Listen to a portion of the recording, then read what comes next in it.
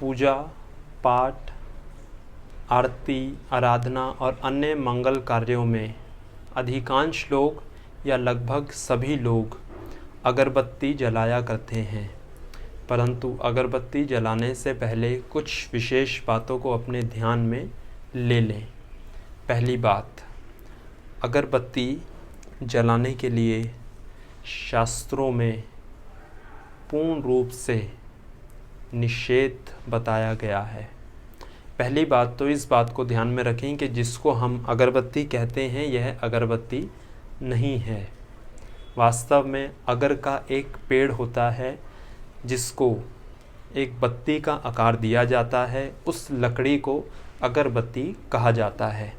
इस अगरबत्ती को जो अपने घर में सामान्य रूप से हम जलाते हैं, इसको अगरबत्ती कहा जाता है, परंतु यह अगरबत्ती है नहीं। इसको जलाने के लिए शास्त्रों में मना किया गया है। क्यों? पहली बात, यह इसका जो निर्माण हुआ है यह बांस से हुआ है। इसके अंदर जो लकड़ी दिखाई देती है यह बांस से बनी हुई होती है और शास्त्रों में सनातन परंपरा में बांस की पूजा की जाती है और उसको जलाया नहीं जाता। और शारीरिक विज्ञान की और चिकित्सकों के अनुसार बांस को जलाने से उससे जो धुआं उत्पन्न होता है वह हमारे शरीर के लिए बहुत ज़्यादा हानिकारक है। दूसरी बात, किसी भी स्थान में किसी भी पूजा पाठ, आरती, चालीसा, किसी भी पंक्ति में इस अगरबत्ती का निर्देश नहीं दिया गया। तो पूजा पाठ के समय सनातन परंपराओं के अनुसार शुद्ध देसी घी का दिया जलाने का निर्देश दिया गया है।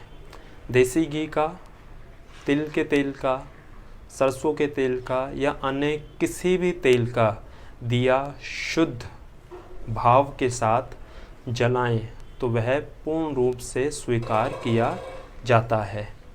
तो जोत जलाने का एक निर्देश दिया गया है। जो दीपक जब हम प्रज्वलित करते हैं तो यह अपने साथ बहुत सारे अर्थ भी लिए हुए रहता है। हम प्रार्थना भी करते हैं, मंत्र भी उच्चारण करते हैं, तमसो माँ ज्योतिर्गमय, हे ईश्वर।